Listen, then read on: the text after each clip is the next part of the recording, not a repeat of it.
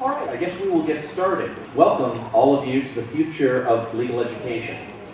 When we thought about putting this session together, one of the reasons we're doing it is because legal education is in such a state of change at the moment. We've all heard the problems with legal education, but one of the reasons to bring you here is so you can hear some of the good stories about the great things that are going on in legal education today. And to help me tell you that story, we gathered 5 very prominent judges, academics, I should say, lawyers, to tell you some of the things you may not know, talk about some innovative programs that you may have not heard about. You haven't done the mobile app? There is a plug for the mobile app. Our first speaker this afternoon, Patrick Burke. He is partner, and Patrick, I should have asked you this, is that Samoa, your partner, Bennett and Samoa?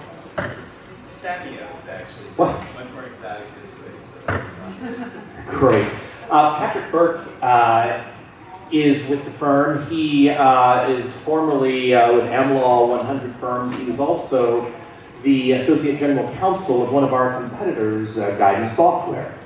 Patrick's expertise today is that he is the founding director of the Cardozo Data Law Initiative, and that's a program we'll let Patrick tell you a little bit about during the presentation. Please welcome Patrick Burke.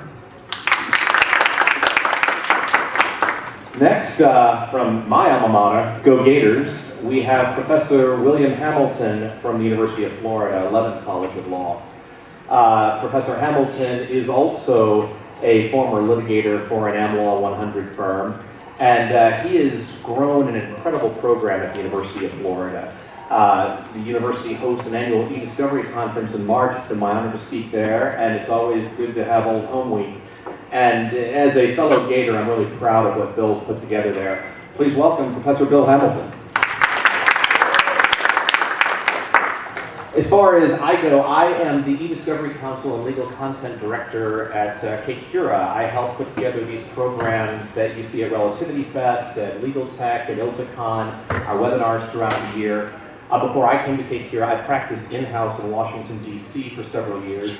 I was also assistant editor at the National Law Journal and a staff reporter there as well. And I work on the board of Legal Tech News. I'm on the board of the Cardozo project that Patrick started, and had the honor of being a guest lecturer at University of Florida at Cardozo and at the institution of, well, our last speaker. I'll tell you that in a second. Before we get to Judge Rodriguez, we have Mary Mack, who is the executive director of the Association of Certified E-Discovery Specialists. You probably know the organization as ACES. It's grown tremendously under Mary's new leadership. It is now part of Barbary. Those of you who took the bar exam probably remember Barbary. And so Barbary's got a long history of preparing people for the practice of law. And ACES has only grown under Mary's leadership, along with Kaylee Walstead, who's helping run that ship. And please welcome Mary Mack. And then it's a real honor and privilege to welcome Professor and Dean Wendy Collins-Purdue. She is the Dean of the Law School at the University of Richmond. University of Richmond is a leading institution in technology law.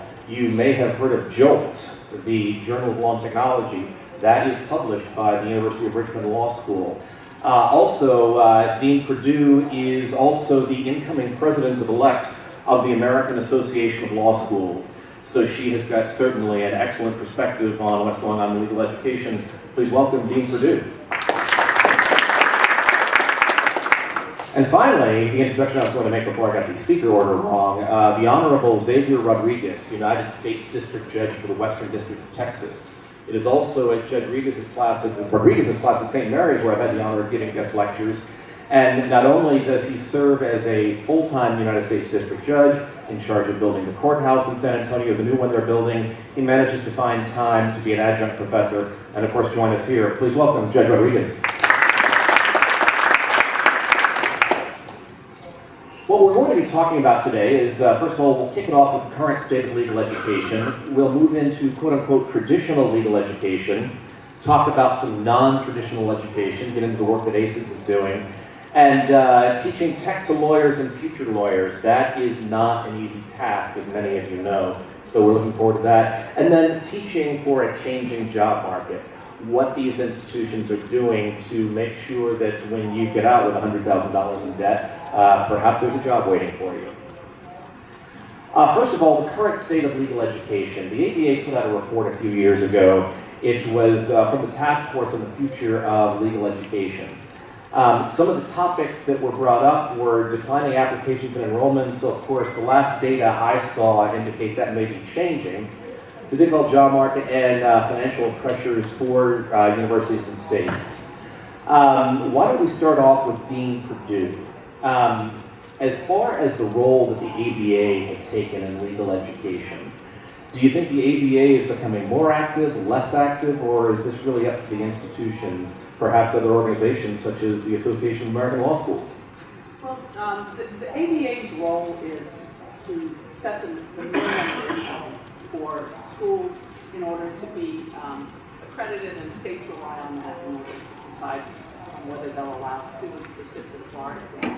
So their role has never been to innovate or particularly push innovation. It's what's the very minimum that we expect of law schools. They've been historically inputs oriented. Must check the following boxes. They're moving to being more outputs oriented,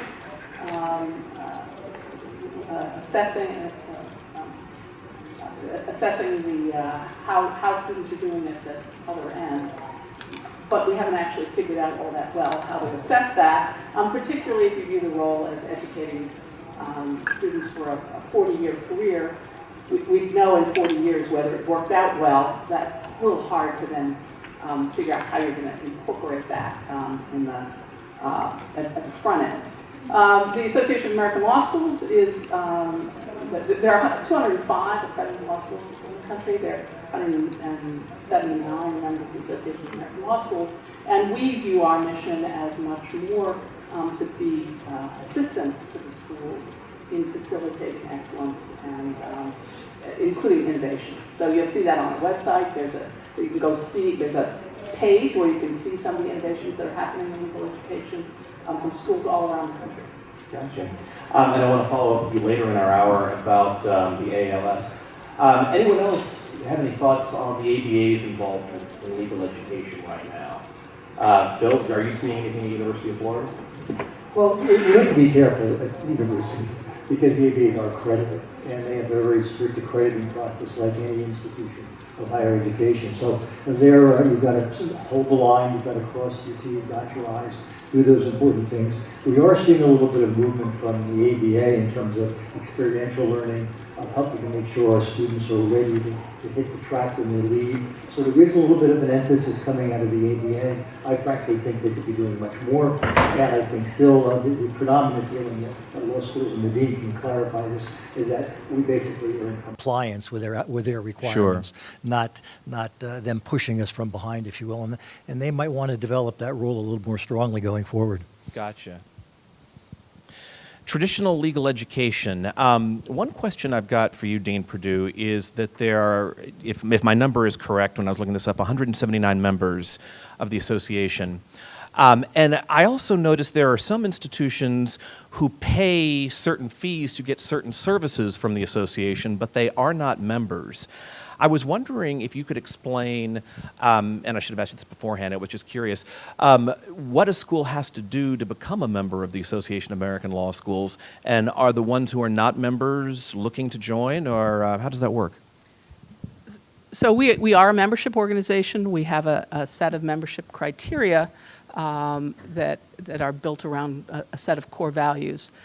There is a fairly rigorous process of becoming a member, and schools choose to go through that or not. Some of the things that are different between the ABA minimum requirements and our membership review is we do put a higher emphasis on scholarship and advancing knowledge. And so that's not a criteria to be an ABA accredited school.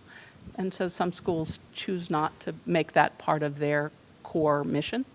And that's fine. Sure. But because that's a criteria for us, some schools choose not to participate in to go through the membership review process. But we have a terrific annual conference, and schools like to be able to come and participate in that, and so they are fee-paid schools instead of member schools. Gotcha. Patrick Burke, we hear about the tough legal job market out there, but even with that tough job market, they're opening new law schools. What do you think about opening new law schools in this day and age? Well, is this working? It is. Okay. Well, my experience was I started teaching electronic discovery at Cardozo Law School, which is in New York City. Bill Hamilton is a role model of mine. And I enjoyed the teaching, and it was interesting. I enjoyed the students, and then I really started to enjoy the students. I really enjoyed learning their stories more than I liked teaching. But what I found, now Cardozo is not the #1 law school in New York City, and generally about half of the students graduate without a job. And so I had some students who were taking e-discovery, and it was a good extra tool for them being a litigator or whatever, but there were some students who were dying for a job and asking me, is there a way to build a career in e-discovery? And so I teamed up with Denise Backhouse, who's a partner at Littler Mendelsohn, and the dean, Dean Diller at Cardozo, was very supportive. We put together the Cardozo Data Law initiative, and the idea was, what we learned in my first year of helping was that one e-discovery class, even with an A, does not a career make. And what we learned is we really need to build what we came to call 5-tool data lawyers. So people who had a good feeling, understanding about e-discovery, data privacy, data security, even into cybersecurity and information management. So Denise and I then took on an InfoGov class in addition, and then we recruited some great professors to do those other topics, and it's kind of grown from there. But it became a jobs program, because they needed, even if they took these classes, they needed help, and they need to be integrated into this community. And to have an open mind about working for a vendor or working for other kinds of folks where you get a really good job and a really good start. So we recruited a board. David's on the board. And a lot of people you would know are on that board. Judge Hedges is on the board. So we had judges, we had in-house counsel, we had lots of law firm lawyers. We had consultants, people in the, from the consulting world, and journalists and everyone, and we asked all of them, if you come on the board, we ask that you consider taking an intern a year at least, and if you're open to that, then good. And then we just started basically a recruiting program to get more students in. Sometimes they're the students who don't have the highest grades, but they're students who are looking for opportunities. And so, and then we'd interview each one of them, and you'd find out, you'd have a student who's doing okay, but they have no prospect, and they have a very anodyne kind of a resume. I go, like, what did you do before law school? And I go, wow, I was in the Marines, and you go, oh, what'd you do in the Marines? I was in counterintelligence in Afghanistan. I'm like, did you work with technology? Like, oh yeah, and he'd tell me all the technology he worked on. I'm like, we are building that into your resume. We are now going, you should take this class, this class, this class, and we're going to shop you. And by the way, that guy is now head of the CERT team at one of the global banks. Not a legal job, but he gets the legal, and he's building that up, and then his plan is to switch over and work for a firm or a company or whatever as a lawyer, but he's building his chops on cyber. Patrick, So speaking of grades, you mentioned one thing, that an A in e-discovery is not a career going to make, but Right. you do find that e-discovery is helpful in getting these jobs, don't you? Oh yeah. Do we have Yeah. agreement on the panel here? Do we all agree that these e-discovery classes are helpful? Oh, absolutely. I am shocked by that response. Let's get a poll of the audience quickly. How many of you are on the legal side of the house, either a lawyer or a paralegal or someone on the legal side? Great. How about on the tech side, if most of your day is on the tech side? Okay. A little bit more on the legal side, but a lot on the tech side. That's great. The reason I ask is that because these various programs that we're discussing today are going to apply to you whether or not you are a lawyer, a paralegal, a technologist, lit support, because we all need continuing training, and a lot of these programs are set up to provide just that. I would say, Professor Burke, correct me if I'm wrong, but even if you were going into most e-discovery functions, serving your nation in the Marine Corps and dealing with intelligence would seem to make you a cybersecurity rock star in a lot of places. Right. But you know, typical law school placement office tends to scrub that stuff off your resume, make you think it's not really relevant to getting a legal job. You know, and they focus on the legal kind of things they did. So if they became a paralegal after that, that's the big thing. I will not ask any of you to speak of your own institutions, but do you find generally that law school placement offices tend to be very cookie cutter and regimented and living in 1964 perhaps? Well, I have a great group to work with at the University of Florida. They're very open. They have a traditional approach, and they work closely with students. But to try and do what Patrick was talking about, we actually, in the past year or two, in connection with our conference, opened up what we call eDiscovery Career Day. Because part of the problem, as Patrick alluded to, is students think that I'm going to go work for a law firm, I'm going to litigate or do banking or whatever, and they don't understand that there are multiple options, and you can invent your future as long as you emphasize your background and what you love and what your interests are, and then back it up with some courses. But really, it's cracking open those oyster minds of law students to get them to think about alternative careers that are available with the kinds of courses that we're teaching now. And in Florida, we teach e-discovery, we teach data analytics, we teach artificial intelligence. All these constellations of courses are becoming important for the success in many different directions, be it a government agency, be it a corporation, be it a vendor, or even being a law firm, as we heard from Borden Bennett this morning at the presentation by Andrew. I wonder if go ahead. I was just going to add, I think for us, I think the issue may be less what's happening in our career office. We're doing programming on alternative careers. Our career development people are quite focused on this. I need my faculty to know more about what's happening, because actually many of our students rely on advice from faculty, or whether they're getting it directly or indirectly, they're hearing messages about opportunities. And so for me, that's where I'm focusing some of my attention, is educating the faculty to then educate our students. And I was going to chime in on that same topic. I mean, we're talking about changing the mindset of law students so they can understand what avenues might be available to them. But the ABA does accreditation. They make sure you've got the correct library space, all that kind of stuff. AALS does some fine work on scholarship. But the bottom line for most schools, as you all are aware, that the faculty controls the curriculum until you make a breakthrough there with sort of a mindset change that the traditional curricula needs to be altered to meet the demands. When we're talking about tuition and we're talking about job placement prospects, that's probably our best avenue right now to make a change, because it's not going to come from the established institutions. It's going to come from the job market. And once students realize that whatever institution they may be attending, their job prospects are not going to happen there, that this is starting to sort itself out ever so slowly. But that is the impetus for change at the moment. Yeah, I think you're right, because at Florida, what we're trying to do is integrate, for example, e-discovery into our other practice courses. For example, law schools can be silo-esque, if you will, that you have the mediation course, you have the arbitration course, the professors who are writing scholarly articles and doing important things in the academic tradition don't necessarily interact a lot.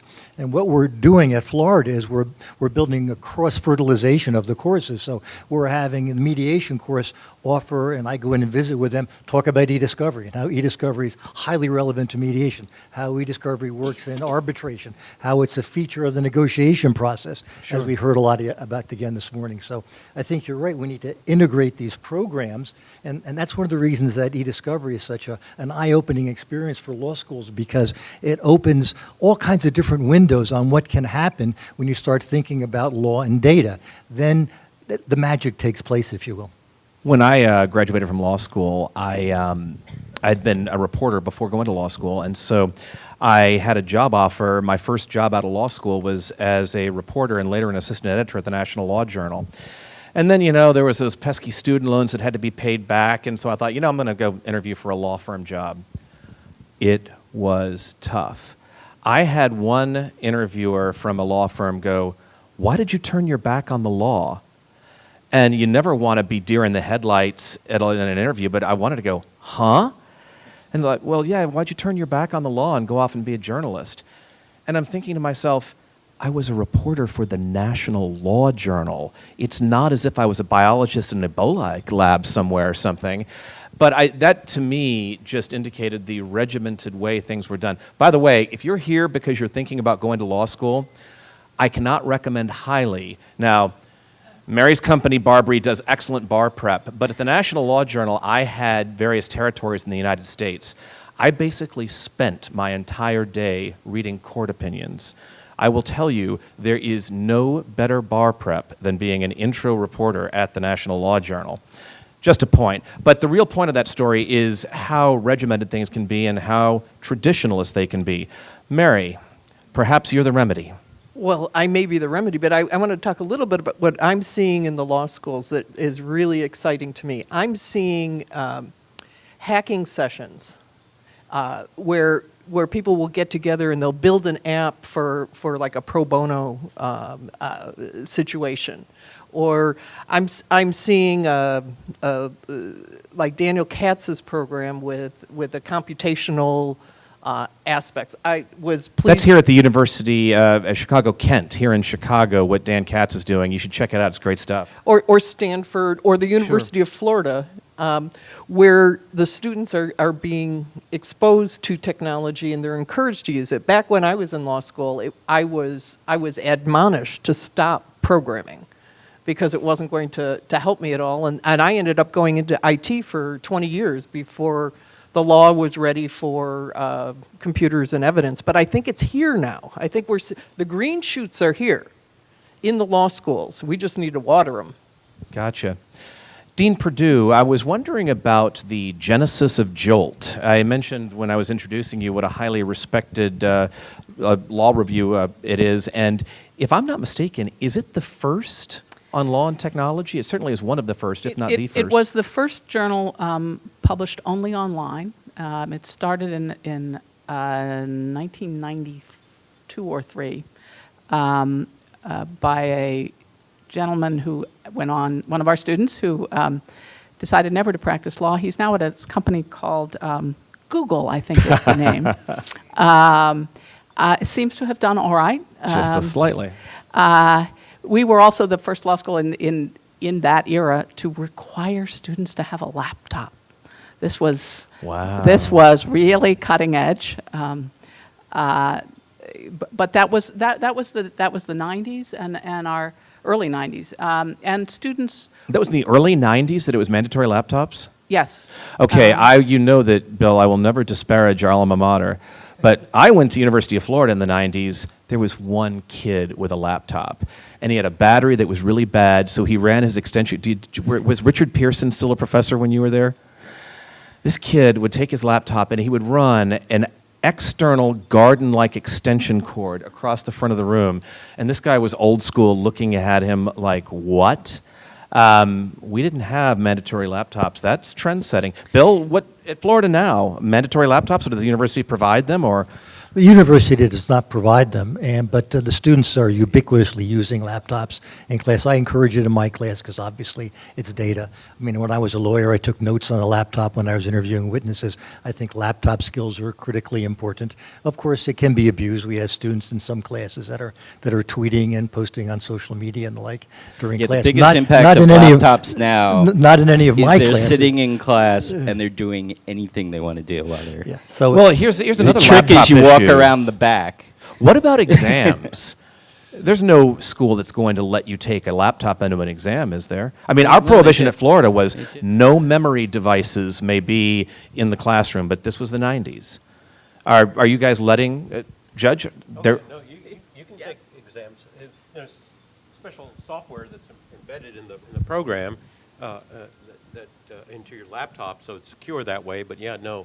But when we talk about innovation in traditional legal education, I mean, is just use of a laptop what really want to be talking about? I mean, that's just basics, right? And so our challenge really is to go beyond that. Even though for a lot, I want to sort of separate my talk about what happens here with law students versus current lawyers. And so the current generation right now, I'm real big into CLE, and I'm chair of Texas Bar CLE, and I've been trying to get the staff to appreciate more, where do we bring current lawyers? We almost need law school for lawyers, right? We almost need law school too when we're talking about innovation. We almost need a week or 2 week programs, mini law schools, where the current set, whoever is going to make a transition in practice, needs to build their current skill sets up. We almost, this could be a revenue generator, Dean, so I'll expect my cut here in a minute. But we almost need to have those kind of programs here, but it's going to be beyond laptops. So we're going to need to have introduction to e-discovery platforms for the vast body of attorneys who don't know this stuff yet. And then we got to be with the new generation of law school students incorporating this. And so what I do in my class, a number of vendors are out there. Relativity's been one, but there's been a number. I can't endorse a specific product, but I have them donate their software product to me. And I treat my law school students as first or second year associates, and I give them discovery productions to do. And so they got the Enron data set populated in there, and I write up requests for production, and they're doing productions. And so I try to be software agnostic, but so every year I change the software program, but I want them to get a feel for what these various programs can do. And Bill and Patrick are way ahead of me, but that's the type of embedding we need to be doing in our classes now. Now the challenge, and I'm really curious to see how Bill does this with his other faculty members. I mean, do you just engage them at the faculty lunch hour to get them to, or do you have some dean behind you saying you will incorporate this as part of your curriculum? great Well, question. maybe at University of Richmond, the dean has that kind of command power, but not at most faculty. Most faculty members view their responsibilities very seriously and their curriculum development very seriously. So, but what's happening on campus is faculty members are responsive to student demands. We're getting in a much more competitive environment now. We're competing for the best students. Law school enrollment has dropped. At Florida, we used to have 1,000 law students. Now we have 900. That's still a large law school, but it just indicates that it's dropping, and we have to compete for students, so we have to be more attentive to them, thank goodness. It always struck me when I came from private practice, where if you got an email from a client, if you didn't return it in a day, you didn't have a client anymore. Sure. I kind of had the same attitude toward my law students. If they email me, I'm going to get back to them. I'm not so sure how broadly that is shared among faculty. Maybe the dean could help out on that. But it's a competitive environment, and I think the faculty members, to answer your question, are open to this. They want to provide a rich diversity of experience for students, as long as it melds into what they're teaching. And they don't. And frankly, at Florida, with my coming out of practice so recently, they view me as a huge asset because many of them have careers as scholars and they haven't focused out in the field as much. So I can say to them, look, this is what happens in mediation. This is how we use data in mediation. Let's talk to your students about how we can accomplish that. And they invite me into the class. We do some software demonstrations and the like, and pretty soon it becomes popular and the students like it. In fact, I would add on to that. Judge Rodriguez said, lawyers probably need 2 weeks of law school a year, but the initial impediment to building a data program was the faculty. Faculty was like, why do we need e-discovery class all by itself? Because half of them are old enough that they have no idea what it is. Yeah. The civil procedure teacher had never mentioned electronic discovery in his class ever. So he was, someone who had to be won over. And literally it ended up, I took a bunch of them to the Legal Tech Conference in New York to show them what's involved and that it's a big deal and that there's money there. And it was that kind of winning them over. But, people who were senior tended to be older and didn't get it. And a problem with this area is that things move quick. 5 or 10 years ago, you wouldn't have thought about an InfoGov or cybersecurity law class. And so you got to kind of get them over the hump so they open their minds up and see the students like it, see they're getting jobs, and then you take it from there. You mentioned that the CDLI at Cardozo was sort of like a jobs program, and we've also discussed the impact of potential employers and the market on law schools. You might be interested to know that many years ago, there weren't grades in law school. That was driven by the job market, more precisely the students. The students wanted ways to differentiate themselves. I guess Yale was probably one of the last holdouts, but we can thank law schools, law students who wanted to have some sort of contest for the curves and the other things that we have. But I'm wondering how rural versus urban may affect things. Cardozo, of course, is in the middle of New York City. St. Mary's is in San Antonio. Obviously, University of Richmond is in Richmond. Florida is the traditional college campus. Gainesville is a smaller town. My personal experience was I got to clerk for a firm in Washington over the summers, and then I got to work for them in Gainesville. And Gainesville is a great, wonderful place. It made the Money Magazine list of greatest places to live. Not a great market if you want to get a whole lot of money for doing legal work as a student because, well, there are a lot of students. But I got to earn Washington wages while working at the Gainesville Library. On this urban versus traditional college campus, starting with Patrick, when you were at Cardozo, I assume you found the urban environment a big help, even if you did have the Columbias and the NYUs of the world to compete with? Well, it helped me sell the program internally. Because I said, hey, look, Silicon Alley is there. Right. There's so many tech companies here. Everyone's active here on the tech side, e-discovery side. Like, we'll be able to get people into jobs here, within 3 miles. So it did help. Judge, how about in San Antonio? By the way, David Kilgore is here in the audience, I believe. I didn't see David. One of my former students. Hey, David.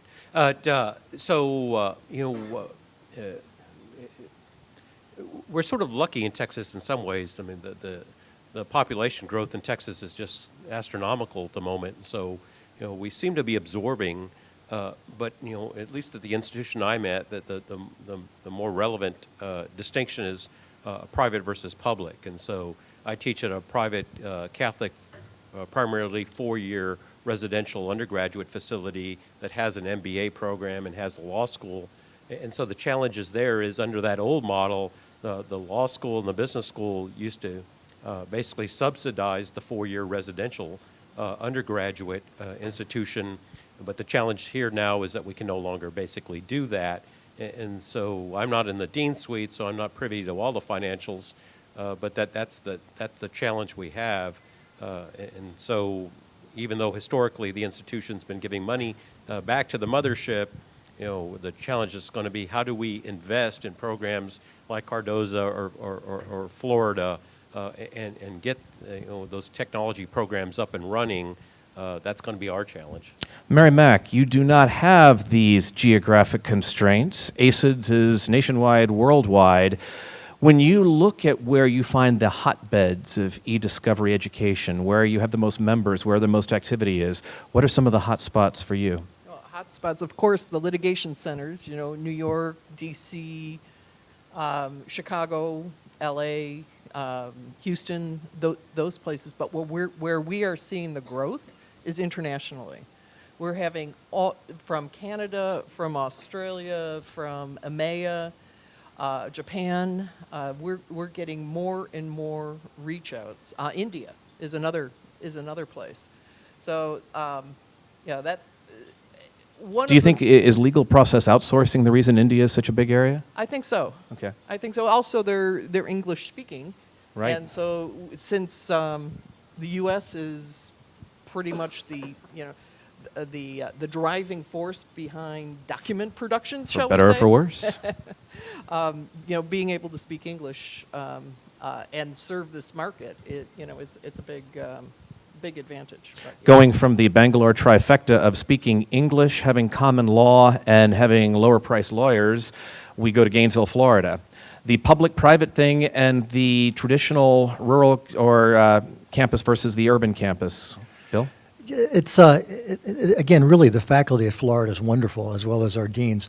It's both a blessing and a problem being in a semi-isolated urban area. We do have courts, we do have federal judges Right. in Gainesville, so it's not as bleak as it might sound. But again, there's not the opportunity available. So what we've done is stepped up in the past couple of years, and we're offering semesters away from campus. So we teach the courses remotely to students using Zoom and other technologies. They actually work at companies for academic credit, and we have this semester away from campus program that's very successful and very popular with our students, especially for third-year students. So that's one of the strategies we've used to deal with that particular issue. And bringing us back to the Commonwealth of Virginia. Well, one observation I'd make is that we're finding that some of the programs that are attractive to students as we get them interested in this area revolve around access to justice, and that's not limited to the urban areas. So Sure. indeed, many of the more rural areas have bigger problems. So we're currently running a project with the Virginia courts to create some online tools to improve access to justice that will go far beyond the state capital, which is where we're located. So I think there are terrific learning opportunities for students outside the urban areas. Certainly the jobs are more heavily focused in urban areas. Although the other thing I'd observe is that we know some of the firms that have e-discovery subsidiaries are located in less urban areas. I think Steptoe's got a West Virginia operation. Right. It's not always the case that that those operations are centered in the largest urban areas. Sure. Before we move on to our next topic, any questions? David, I want to Sure, go ahead. piggyback off the access to justice issue. Yeah. There is definitely an access to justice issue and the ability to assist a number of individuals is definitely out there, so don't misconstrue my remarks. But this is where technology, I think, in the law and law schools, we're just going to have to come up with a different mindset here. Long story short, I was asked by the judges at the state courthouse in San Antonio to address the family lawyers in town. They had a revolt. The family lawyers objected to the state court judges wanting to put a kiosk into the courthouse to allow pro se litigants to navigate the system, generate their own forms, and the family lawyers vehemently objected to it. And I kept on trying to explain to them, guys, you don't have this work. These folks are not going to pay for your services. One, either they can't afford it, or two, even if they can afford it, they've come to the realization that just online forms are going to be a more economical route, and so they're not going to pay for your services even if this kiosk was not there. And I think as technology progresses, we're just going to have to realize that some traditional work, wills and estates, family law, most notably, perhaps even bankruptcy, simple bankruptcy filings, is just not want to be areas of practice for most lawyers here to make any kind of economically viable living. And so, it's notable that and laudable that law schools are trying to encourage students to do pro bono work, but I'm just not sure that's the direction we ought to continue. By the way, in the shameless plug department, please join us at 2:15 this afternoon for the future of pro bono and public service in the legal profession. We have James Sandman from the Legal Services Corporation. He was the managing partner at Arnold & Porter for many years, and now he's gone into doing this. And so Monica Bay will be joining us as well, and we'll be talking about these very issues and how it might possibly fit in. Moving, Can I just make Patrick, one point? I'm just going to squeeze in a point about foreign students. Yes. A lot of law schools are having trouble pulling in enough students, particularly students who can pay full boat, and they've had to, in many cases, lower their entrance requirements. So if a school is having a little trouble, there starts to be a little cycle that way. The salvation can often be, and at Cardozo it's definitely true, bringing a lot of foreign students. They pay full boat. So the number of the proportion of foreign students coming in is increasing, and if you have a school that has a technology-oriented or data-oriented program that they can go to, there are countries where you can really suck up some good foreign talent who are thinking about going to law school in the States, and they might go to your school, particularly if you're in a place like New York or San Antonio, places that have some technology business there. But it's a real attractor, and it's something that's sort of under, Cardozo has been looking at it, but it's something, to help advance the reason for pushing a data program into school. Gotcha. Mary Mac, not everyone's going to law school. And there are many, many, many more careers for people in e-discovery who have not gone to law school. Enter the non-traditional legal education that ACIDS is helping provide. If you could tell us a little bit about what you've done since you've taken over ACIDS and where you see the future and who you're looking to serve.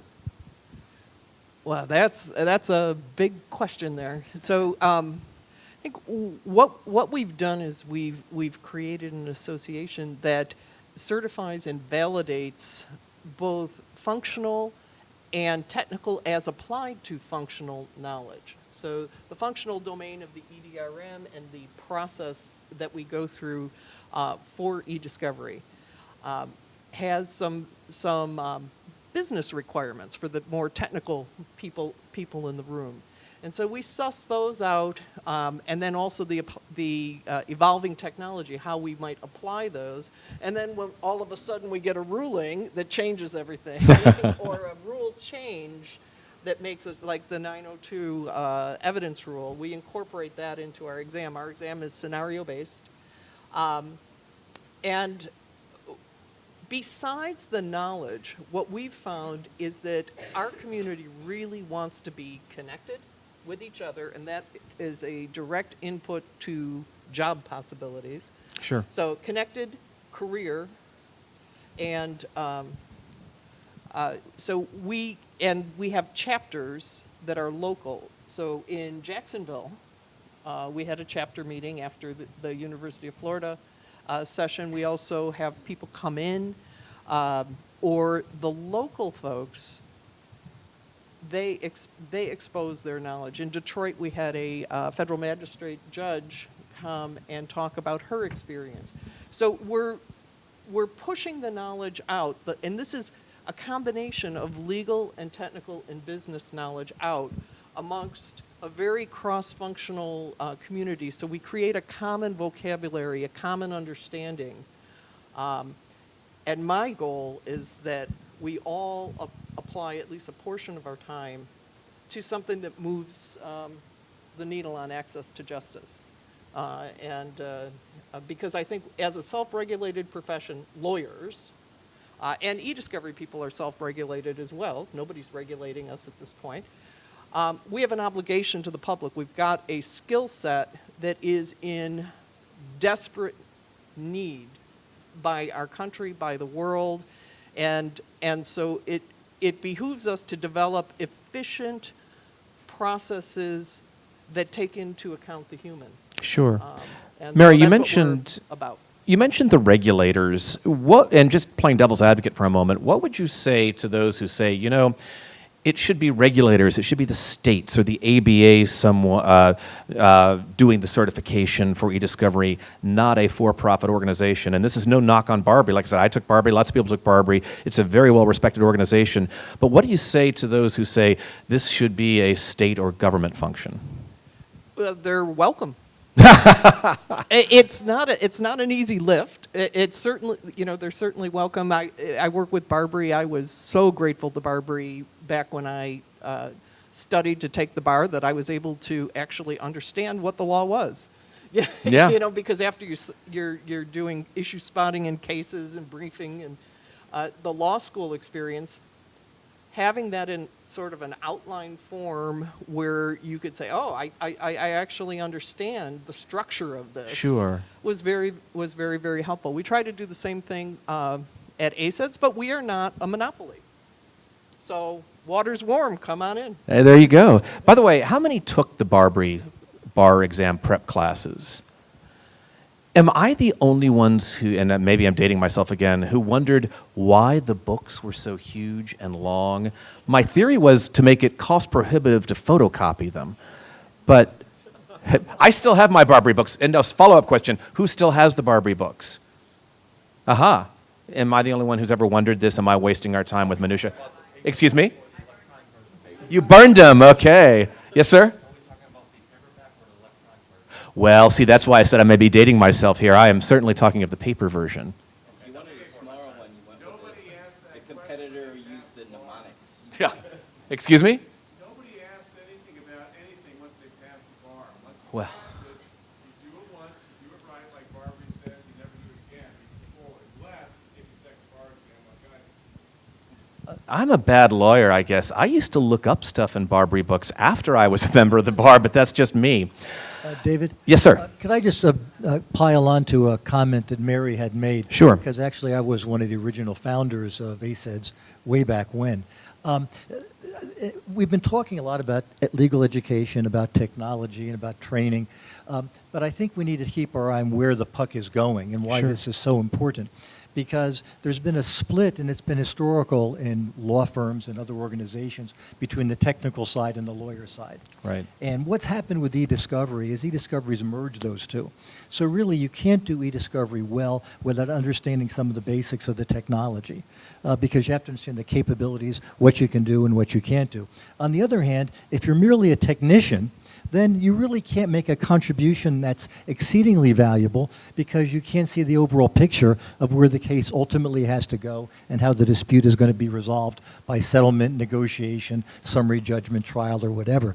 So what ACEDS is doing, and I think what we're all trying to do in one way or another, is merge those two together and create this new skill set that fits in that wedge that's going to be valuable, be it in a corporation, be it in a vendor, or be it in a law firm that knows the law and knows data. And that's the sweet spot going forward. That's where the puck is going to be in the future. And the future actually is right now. Sure. And if you, sorry, just add on to that, the futurist David Susskind, Yeah. who, right, Richard Susskind? Richard, Susskind. Yeah. You know, recent book, forget the title, but he was talking about how the whole legal profession is going to change. And he has a list of the job titles that will survive. And there's like 15 of them. And 3 of them are technology, because technology is not going away. You know, someone's got to still lawyer the technology while technology like cannibalizes all the other things that are not going to happen. You know, AI may mean you don't need people to draft briefs anymore at some point, right? But someone's still got to do the technology licensing deals and stuff. So if Yes. I could just add, I'll put in a modest plug for something resembling more traditional legal education. You need to understand the technology, you need to understand the law, but still need to understand people. And so for lawyers, if you're going to function trying to do what computers do, only do it faster and cheaper, you lose. That's Richard Suskind's point. And so you have to do the things that humans do best. And so I think part of what you're seeing in legal education is an increased focus on some of those human skills, along with introduction to technology, and have the facility and knowledge to be understand the technology. Can you talk to a client? Can you advise a client? Can you negotiate? Can you fact find? Can you do that range of skills that, at least so far, are not yet skills of artificial intelligence? And the emphasis on skills, that range of skills, you're seeing much more of that in law schools, and I think that's to the good. We like to say that you need to be both high tech and high touch. You got to There be you able go. to do both. So, Susskind does, overemphasize, I think, about one of his titles, I think, is The End of Lawyers. And I think the second edition of his book was End of Lawyers, exclamation mark. And I think it's so overplayed, right? We're always going to need lawyers because of the touch aspect. When it comes down to it, we're helping people solve problems. And so we're going to have to use automation to expedite, facilitate, and make that a less expensive process. But ultimately, someone's going through a divorce, someone wants to adopt a kid, someone has a breach of contract and the trust has been broken. Ultimately, these are all just human reactions that lawyers are going to still need to deal with it. I think we need to reach the understanding, though, we're going to need less lawyers. I do agree with that proposition of Suskind's. And so, but going back to just what do we do in law schools, I mean, in an effort to reach that process, do we have a whole 1 year of torts where we talk about what happened in 1700?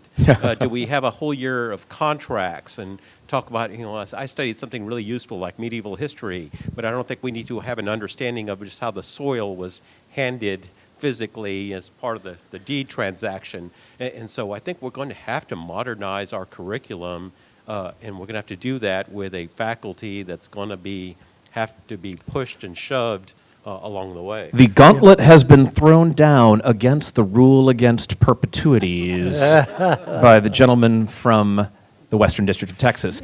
Any more questions before we get on to closing thoughts? Yes, sir.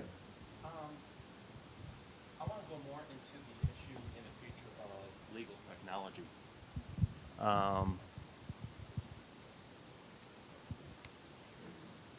And a few of the panels already answered that. I know ACES is going forward in terms of maybe thinking outside the box. One of the reasons why, and this was before certifications even started, one of the reasons why I stopped teaching e-discovery classes was I got sick of teaching PowerPoints. And it was boring. It came across as boring. Did the students really get that? So I think we have to be creative and think outside the box going forward in terms of how we're going to handle legal education in the future, whether it's some sort of AI, some form of interactive training. I think we all have to, and even from a law school point of view, some of the panels even mentioned that in terms of redesigning, rethinking the whole issue of legal education. So that was always been a pet peeve of mine. I think, I'm not sure, again, how the curriculum is at some of these colleges. I remember, you talking about St. Mary's, I remember having discussions with a few paralegal certifications, and that was really, I don't know if I want to say the word upset, but disappointed that they didn't have any e-discovery curriculum in them. E2SA is a big one that I had discussions with. So to me, it's not just about lawyers, it's about paralegals and other people in the legal industry. I think that law schools are situations where it's a long-term answer, but what about for those attorneys, paralegals who've been in industry for 5 years or plus? How do we make legal education to a point that it's going to benefit them as well? You make a great point on adding the paralegals to the discussion here, because they drive a lot of e-discovery. In the closing thoughts, maybe we can incorporate the gentleman's comments, and maybe if one of you wants to comment in your closing thoughts, does law school need to be 3 years anymore? Why don't we... No, that's quite all right. It's all part of Relativity Fest. Thank you very much for the question. We appreciate it. Patrick Burke, closing thoughts.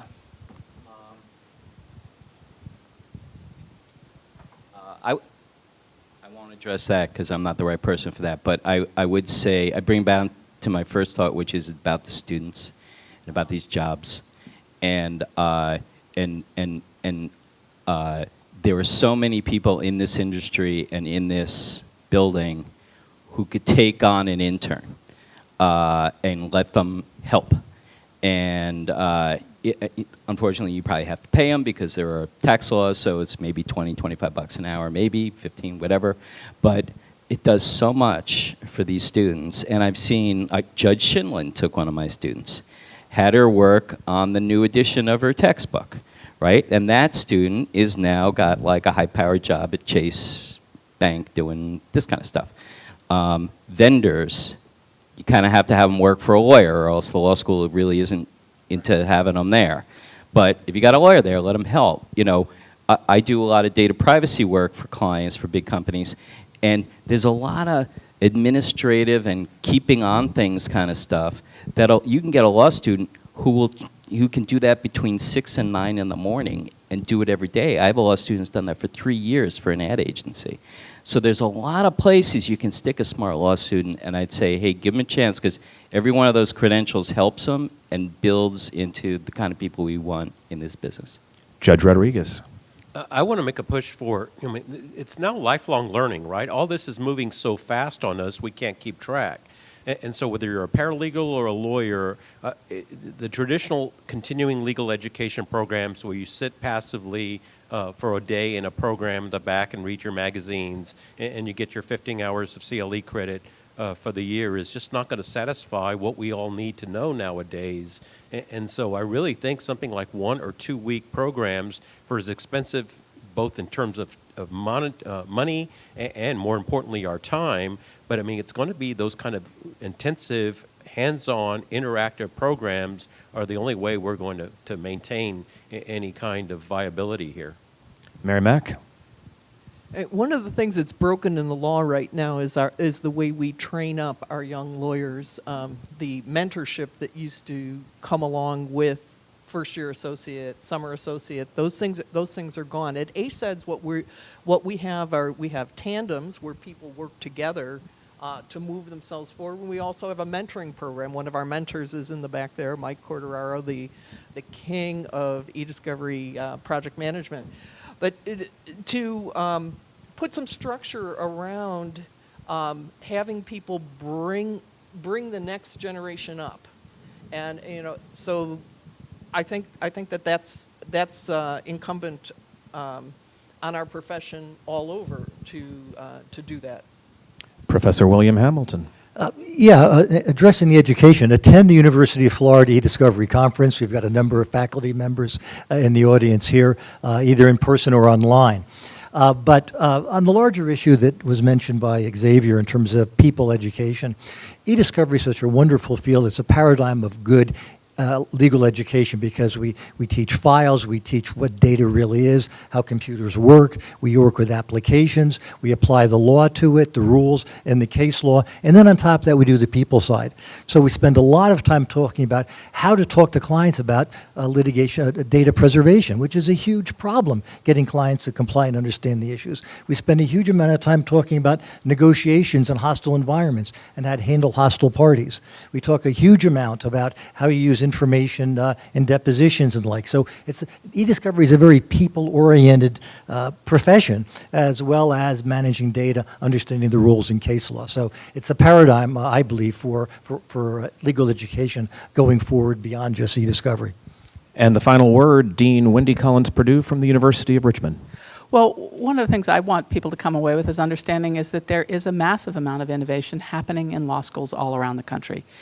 Schools are doing it differently. They each have their own unique histories and locations and strengths. But it's It's not your father's Buick. It's not your father's law school. I talk to lots of lawyers who graduated 35 or 40 years ago who say, I just think it's terrible that you can graduate from law school and never talk to a client. Well, they haven't been to our law school, nor the law schools here, nor most of the law schools in the country.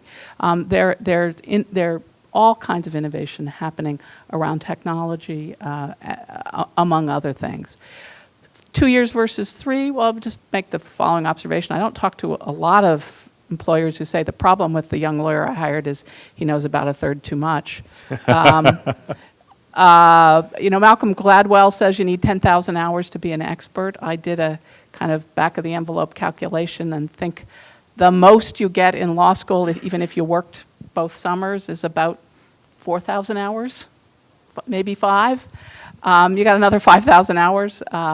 So if you cut law school, probably what mostly will be eliminated are the clinics and skills and The last thing you want to eliminate. practice-oriented. And if you want to cut those out, we need a different system. One could imagine a different system that is with lots more of that, but it's would be a profound restructuring and would require employers to have a very different role than they currently do. Absolutely. On behalf of our 800 some odd colleagues around the world, speak often, Relativity. I'm so used to saying K-Cura, Relativity. And our partners and developer partners around the world, as well as Patrick Burke, Xavier Rodriguez, Mary Mack, and of course, Bill Hamilton and Wendy Collins Purdue. Thank you for spending part of your day with us. Enjoy Fest.